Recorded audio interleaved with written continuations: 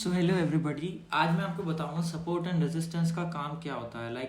जब भी हम ट्रेडिंग सीखते हैं तो उसमें जब भी हम न्यू कमर्स होते हैं या इवन जो मार्केट में पहले से ट्रेड भी कर रहे हैं, वो जब भी ट्रेडिंग सीखते हैं तो उनको support and resistance price action बताया जाता है, इतना इंपॉर्टेंट है। बट मैं आपको इसके पीछे का रीज़न बताऊंगा कि वाई दे आर इम्पॉर्टेंट, या उनके पीछे बैक एंड में क्या प्रोसेस होता है, क्यों क्यों ये, क्या ये लॉजिकली इसके पीछे कोई लॉजिकल रीज़न भी है, या ये बस एक लोगों ने एक मेथड बना रखा है ट्रेडिंग करने का। कि क्योंकि बहुत सारे लोगों को पता रहता है कि अगर एक सपोर्ट जोन है तो वहाँ से मार्केट बाउंस करेगा, एक रेजिस्टेंस जोन है तो वहाँ से मार्केट सेल ऑफ, वहाँ से मार्केट में एक सेल ऑफ आएगा। बट क्यों आएगा, कि इसके पीछे का रीज़न बहुत कम लोगों को पता रहता है। इसके बैक एंड की क्या प्रोसेसिंग है, क्यों ये इंपॉर्टेंट लेवल्स होते हैं रिटेल ट्रेडर्स के लिए और हेज फंड्स और इंस्टीट्यूशंस के लिए, जो बड़े बड़े ट्रेडर्स होते हैं उनके लिए ये क्यों इंपॉर्टेंट लेवल्स होते हैं। तो आज मैं इसका पूरा प्रोसेस बताऊंगा कि क्यों सपोर्ट से मार्केट बाउंस ही करता है और क्या इसके पीछे एक लॉजिकल रीज़न है जो इस चीज़ को सपोर्ट करता है। तो चलिए मैं आपको बताता हूँ।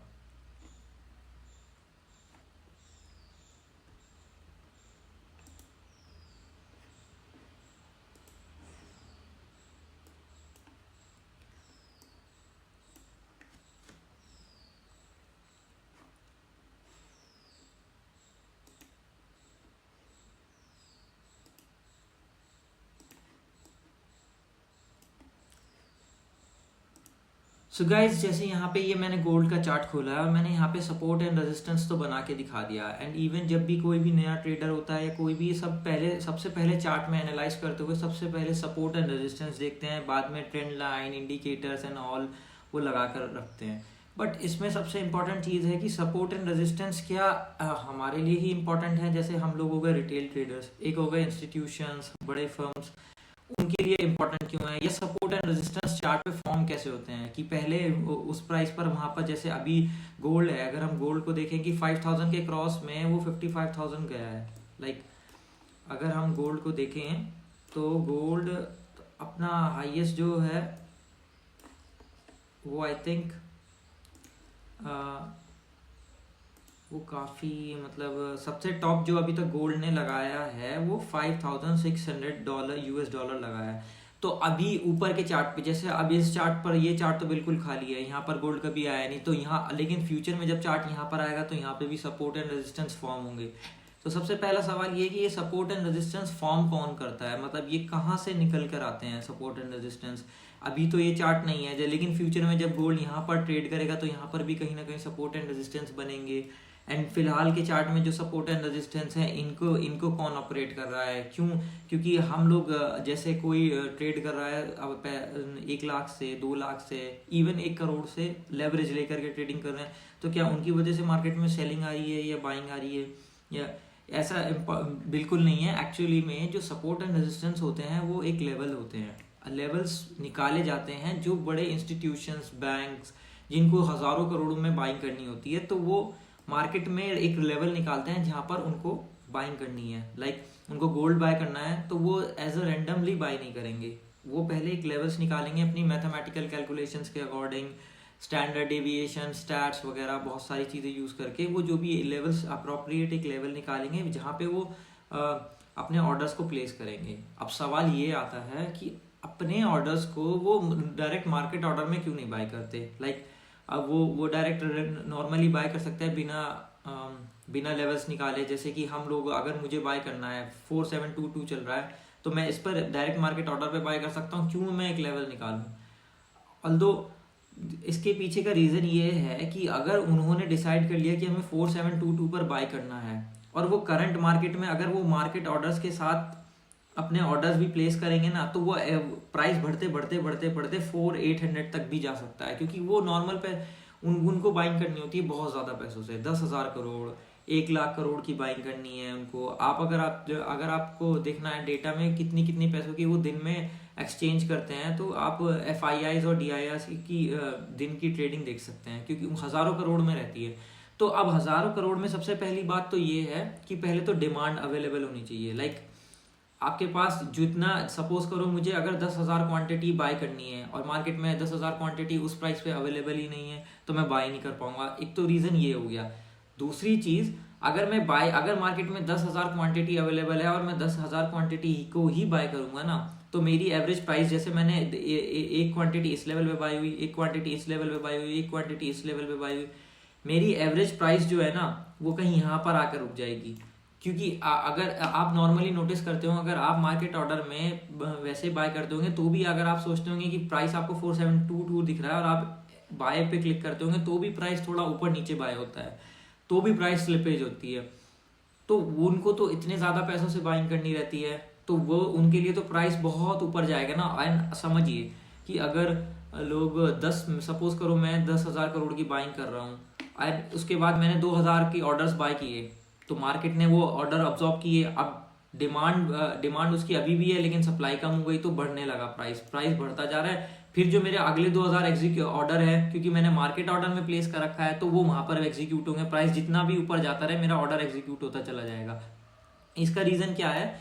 इसका रीजन यही है कि मार्केट में जो है ना, अगर वो डायरेक्ट मार्केट ऑर्डर पे बाय करेंगे, इवन इतनी सप्लाई अवेलेबल होने के बावजूद भी, तो मार्केट में जो है उनकी एवरेज बाइंग बहुत ऊपर चली जाएगी। उससे उनका जो प्लान्स है, उनकी जो एग्जीक्यूशन है और उनकी जो स्ट्रैटेजी है या जो भी उन्होंने मतलब प्रॉफिट टारगेट रखा है, वो एग्जैक्ट उस लेवल पे बाय नहीं करेंगे, जिससे कि वो अपने स्ट्रैटेजी को एग्जीक्यूट नहीं कर पाएंगे या अपने प्रॉफिट्स को बुक नहीं कर पाएंगे उस लेवल पे जिस लेवल पे वो चाहते हैं। सो इसलिए वो क्या करते हैं, वो डायरेक्ट मार्केट ऑर्डर में बाय नहीं करते। अब वो जो लेवल्स निकालते हैं वो ही हमारे लिए सपोर्ट एंड रेजिस्टेंस होते हैं, क्योंकि हम लोग तो सपोर्ट को देख करके बाय करते हैं कि यहाँ से मार्केट बाय, यहाँ से हमें बाय करना है। जैसे अब मैं दिखाता हूँ कि सपोर्ट एंड रेजिस्टेंस हम नहीं बनाते, सपोर्ट एंड रेजिस्टेंस जो है इंस्टीट्यूशंस बनाकर रखते हैं। जैसे ये मैंने एक सपोर्ट एंड रेजिस्टेंस बनाया, ये सपोर्ट और ये रेजिस्टेंस। तो अब इसमें क्या है कि अब यहाँ पर क्या हो रहा है, यहाँ पे कोई तो इसको आप कंसोलिडेशन फेज में भी कह सकते हैं या मार्केट अभी टाइम में, यहाँ पे क्या हो रहा है, बायर्स एंड सेलर्स की लड़ाई हो रही है कि मतलब यहाँ से बायर्स, यहाँ पे बायर्स के ऑर्डर प्लेस हैं और यहाँ पे सेलर्स के ऑर्डर प्लेस हैं। तो जितने भी ऑर्डर्स यहाँ से आ रहे हैं, देखो कितना बड़ा सेल ऑफ आया, लेकिन फिर भी इस कैंडल ने इसको ऑब्जॉर्व करके, क्योंकि यहाँ पे बहुत सारे ऑर्डर प्लेस थे, तो उस कैंडल ने उसको ऑब्जॉर्व करा और उसको सीधा रेजिस्टेंस तक ले गए। लेकिन फिर यहाँ से फिर से सेल ऑफ आने लगा, क्योंकि यहाँ पर भी कोई सेलर है जिसने बड़ी क्वांटिटी में मार्केट में सेल ऑर्डर्स लगा रखे हैं। तो अभी क्या हो रहा है इसमें, यहाँ पर ये रिटेल ट्रेडर्स का इसमें कोई गेम नहीं है। रिटेल ट्रेडर तो इसमें क्या कर सकते हैं, देख सकते हैं, जैसे एक टच बना, दूसरा टच हुआ, इस टच के बाद से लोगों को समझ में आ जाएगा कि यहाँ पे सपोर्ट एंड रेजिस्टेंस है। 2 टच हो चुके हैं। अगर आप इसको शॉर्ट टाइम फ्रेम पे देखोगे तो और क्लियरली आपको दिखेगा कि यहाँ पे तो सपोर्ट एंड रेजिस्टेंस बन रहा है। तो अब वो क्या कर सकते हैं, वो इसके बेसिस पे अपनी स्ट्रैटेजी बना सकते हैं या ट्रेड ले सकते हैं। लेकिन मैं आपको समझाना चाह रहा हूँ कि ये सपोर्ट एंड रेजिस्टेंस बने कैसे। सपोज करो मार्केट फॉल कर रहा था, अब यहाँ पे किसी इंस्टीट्यूशन को या किसी बड़े फर्म को दिखा कि मुझे, किसी ने वो लेवल निकाल के रख रखा था कि मुझे 4705 से और इस जोन के बीच में मैं अपने बाइंग ऑर्डर्स डालूंगा, मुझे 10,000 करोड़ की बाइंग करनी है। तो अब सबसे पहली बात तो मैं जब मार्केट यहाँ से गिरता हुआ आ रहा था, सपोज करो मार्केट में सेल ऑफ आया 3,000 करोड़ के ऑर्डर्स का, यहाँ पे तो 10,000 करोड़ के ऑर्डर्स पड़े हैं। तो क्या हुआ, 3,000 करोड़ के ऑर्डर अब्जॉर्ब होते होते मार्केट बूम कर गया। लेकिन वहां पे फिर से किसी ने सेल ऑर्डर्स डाल रखे थे, सेल ऑर्डर्स किसी ने वहां पे भी अच्छे खासे सेल ऑर्डर्स लगा रखे थे, जिस वजह से फिर से सेलिंग आई। लेकिन यहाँ पे 3,000 करोड़ के ऑर्डर्स पड़े थे, वो तो एग्जीक्यूट हो गए, लेकिन अभी 7,000 करोड़ के ऑर्डर्स और पड़े हैं। तो यहाँ से जो सेल ऑफ आ रहा है, इसको फिर से मार्केट ने अब्जॉर्ब करा। अब यहाँ पे सपोज करो 7,000 करोड़ के ऑर्डर्स थे, 4,000 करोड़ के ऑर्डर्स फिर से अब्जॉर्ब हो गए यहाँ पर। अब यहाँ से अब्जॉर्ब होते मार्केट फिर बूम हो गया। तो इसके पीछे क्या है ना, लेकिन अब अगर हम देखें कि मार्केट में फिर से सेलिंग आई, फिर से ऑर्डर अब्जॉर्ब हो गए, तो चीजें ये है कि मार्केट में जब तक पूरी बाइंग नहीं होगी, या तो ये सेलर या तो ये बायर, जब तक अपना पूरे क्वांटिटी, या तो ये पूरी क्वांटिटी सेल ऑफ कर दे, या तो इसके ऑर्डर ज्यादा होने चाहिए या इसके ऑर्डर ज्यादा होने चाहिए, फिर एंड में मोमेंटम उसी की साइड में आएगा जिसके जो सबसे पहले आउट हो जाएगा। सपोज करो अगर यहाँ से बायर्स के 10,000 करोड़ के ऑर्डर्स एग्जीक्यूट हो जाए और इधर के सेलर्स जो हैं अभी भी अपने ऑर्डर्स, उनके पास अभी भी क्वांटिटी काफ़ी बच रही हो सेल करने के लिए। तो जब यहाँ से ऑर्डर्स खत्म हो जाएंगे, यहाँ से 10,000 ऑर्डर पूरे एग्जीक्यूट हो चुके हैं, तो अब ये सपोर्ट जो है काम नहीं करेगा। मतलब इस सपोर्ट पे अब ऑर्डर ही नहीं है, तो फिर वो ऑब्जॉर्व क्या करेगा, मतलब वो सेल, उस जो ये सेल कर रहे हैं उन्हें बाय कौन करेगा। तो क्या होगा फिर ये सपोर्ट। सब दूसरी इंपॉर्टेंट चीज़ ये है कि सबसे पहले तो ये नोटिस ये हो गया कि जहाँ पे जिसके ऑर्डर ज़्यादा होंगे, अब जिसके ऑर्डर ज़्यादा होंगे ये हमें कैसे पता चलेगा। देखिए हम इससे एक आइडिया लगा सकते हैं। सबसे पहले तो जैसे हम ट्रेड कर रहे हैं मार्केट में, हमें पता है सपोर्ट एंड रेजिस्टेंस यहाँ पर है और मार्केट यहाँ पे काफ़ी टाइम से कंसोलिडेट कर रहा है। तो आपको सबसे पहले तो उसी डायरेक्शन में देखना है ट्रेड, जिस डायरेक्शन में ओवरऑल ट्रेंड है। लाइक आप देखोगे 4 आवर्स पे क्या है, 4 आवर पे सेलिंग है, तो मार्केट में सेलिंग आई हुई है और उसके बाद ये एक पुल बैक था, उसके बाद फिर से सेलिंग कंटिन्यू हो सकती है। अब क्यों, मैं आपको इसके पीछे का भी क्या लॉजिक है कि क्यों मैं ओवरऑल ट्रेंड देख के बता रहा हूँ कि आपको यहाँ पे सेलिंग साइड में ज़्यादा प्रेफर करना चाहिए, क्योंकि इससे एक आइडिया लगा सकते हैं कि हम सेलिंग साइड में ज़्यादा ऑर्डर्स होंगे। देखिए क्योंकि आप देखिए कि जब ऊपर से देखिए पूरा सेल ऑफ हुआ पड़ा है, मतलब कि रेड रेड कैंडल्स आ रही है और मार्केट डाउन ट्रेंड में है। इससे जो सेलर्स हैं यहाँ पर हैं, जो सेलर्स इस जोन पर हैं वो तो हैं यहाँ पे, जब तक ये सेलर्स इस बाइंग ऑर्डर्स को सबको ऑब्जॉर्व नहीं करते, ये सपोर्ट लेता रहेगा। बट इसको देख करके जो और रिटेल ट्रेडर्स हैं, हाई नेटवर्थ इंडिविजुअल्स और जो भी लोग जो हेज फंड्स और इंस्टीट्यूशन से अलग हैं, वो भी अपना व्यू डाउन साइड का बना लेंगे। तो वो भी वेट करेंगे कि मार्केट इस रेजिस्टेंस पर आए, हम यहाँ से फिर से सेल की ट्राई करेंगे।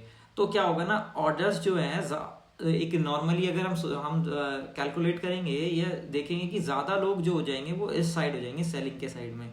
एक तो यहाँ पर इंस्टीट्यूशंस के ऑर्डर, उसके बाद यहाँ पर जैसे मैं ट्रेड कर रहा हूँ, तो मैं भी मैं वो अप साइड का तो अभी कोई ट्रेड मुझे दिख नहीं रहा, सेलिंग साइड का ट्रेड यहाँ पे बनेगा, तो मेरे भी यहाँ सेल ऑर्डर ज़्यादा आ जाएंगे। तो प्रोबेबिलिटी है कि यहाँ पर जो है, यहाँ पे इस सपोर्ट से ज़्यादा रेजिस्टेंस यहाँ पे स्ट्रांग है, क्योंकि ओवरऑल ट्रेंड भी डाउन ट्रेंड का है, ठीक है ना। तो ये हो गई एक चीज़। अब हमने ये तो समझ लिया कि लेवल्स निकालता कौन है, लेवल्स इंस्टीट्यूशंस निकालते हैं और वो हमारे लिए सपोर्ट एंड रेजिस्टेंस का काम करते हैं। वो मार्केट ऑर्डर पे क्यों नहीं बाय करते, इसके पीछे भी हमने रीज़न जान लिया। एंड अब जो मैंने आपको बताया कि क्या उसके पीछे का प्रोसेस होता है कि जैसे कि डिमांड आ रही है, डिमांड को ऑब्जर्व करते हैं तो प्राइस बढ़ने लगता है। जैसे कि 1,000 करोड़ की बाइंग उनकी 5,001 पे हो गई, 2,000 करोड़ की 5,002 पे, तो एवरेज प्राइस उनका ऊपर चला जाएगा। इसके लिए वो ऑर्डर्स निकालते हैं, वो हमारे लिए सपोर्ट एंड रेजिस्टेंस का काम करते हैं। बट इसको मैंने बताया क्यों, काम तो आपका ऐसे भी चल सकता था कि मैं आपको सपोर्ट एंड रेजिस्टेंस आपको पता है और पहले से चल ही रहा था।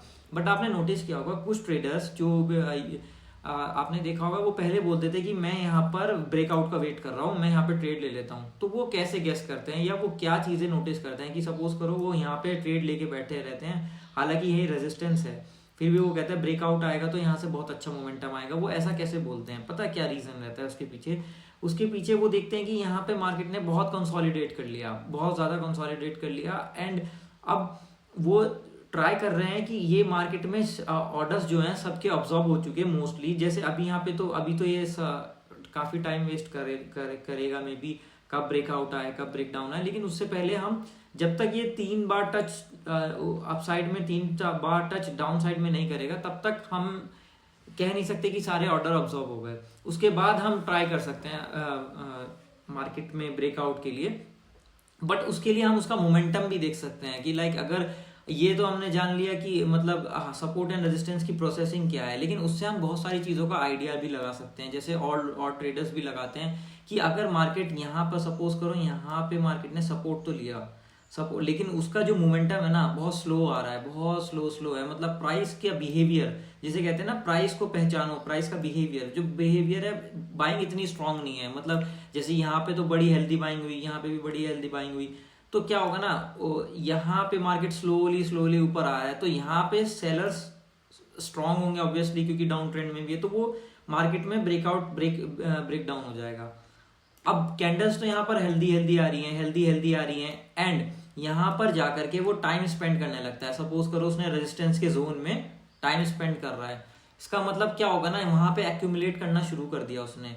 मतलब 4 कैंडल 5 कैंडल यहाँ पर आने लगी और यहाँ पे वो टाइम स्पेंड कर रहा है। जैसे कि मैं आपको दिखाऊं, अभी तो खैर कोई एग्जांपल मुझे दिखेगा नहीं और काफ़ी मैं सब हो चुका। सबसे पहले तो जैसे कि ये सपोर्ट है और सपोर्ट रेजिस्टेंस, ये रेजिस्टेंस है। मार्केट यहाँ पर आया, यहाँ पर आके वो अब जैसे यहाँ पे हर बार सेलिंग आ रही थी, पहली दूसरी कैंडल में यहाँ से मार्केट गिरने लगता है। मार्केट यहाँ से आया, हेल्दी हेल्दी कैंडल्स बनाई उन्होंने, और यहाँ पर आकर अब वो छोटे छोटे कैंडल बनाने लगा। मतलब कि यहाँ पे वो यहाँ से अब फॉल नहीं कर रहा और यहीं पे एक्यूमुलेट किए जा रहा है, किए जा रहा है, किए जा रहा है। इसका मतलब है कि ये यहाँ से क्या कहते हैं, ब्रेकअप के लिए तैयार हो रहा है कि यहाँ से ब्रेक डाउन आएगा एंड मार्केट जो है अपसाइड में एक मोमेंटम में हमको दिखा सकता है। सिमिलरली वही वाइस वर्सा जो है सेलिंग में होगा कि मार्केट यहाँ से हेल्दी कैंडल बनाते बनाते बनाते यहाँ पर सपोर्ट पर आकर मार्केट सपोर्ट लेने की तो ट्राई कर रहा है, बट क्या है, यहाँ पे सपोर्ट लेने की ट्राई कर रहा है, बट यहाँ से मार्केट जो है फॉल मतलब एकदम हमें सपोर्ट ले नहीं पा रहा, वहीं पे एक्यूमुलेट किए जा रहा है इस सपोर्ट जोन पे। तो मार्केट यहाँ से उस टाइम पे हम ट्रेड ले सकते हैं कि हाँ अब यहाँ से हमें लग रहा है कि ब्रेक डाउन आएगा, यहाँ से मार्केट जो है मोमेंटम दिखाएगा। तो ये इसका जो मैंने अब आपको प्रोसेसिंग समझाई कि बैक एंड में कैसे काम करता है, कि यहाँ पे किसी के ऑर्डर प्लेस रहते हैं, ज़्यादा ऑर्डर्स जिसके रहते हैं। अब इससे हम प्राइस के बिहेवियर को समझ सकते हैं और कि प्राइस का बिहेवियर कैसा है, क्या मार्केट यहाँ से सपोर्ट लेगा, क्या यहाँ से सपोर्ट जो है सपोर्ट को तोड़ देगा या यहाँ से सपोर्ट लेके प्राइस बाउंस कर जाएगा। तो इसके पीछे मल्टीपल जो जब आप ट्रेडिंग में काफ़ी टाइम स्पेंड करने लगोगे तो आपको लगेगा कि ये प्राइस बिहेवियर देख के एनालाइज कर लोगे कि नहीं प्राइस स्ट्रांग नहीं है, कि यहाँ से सेलिंग और बाइंग आ सकती है।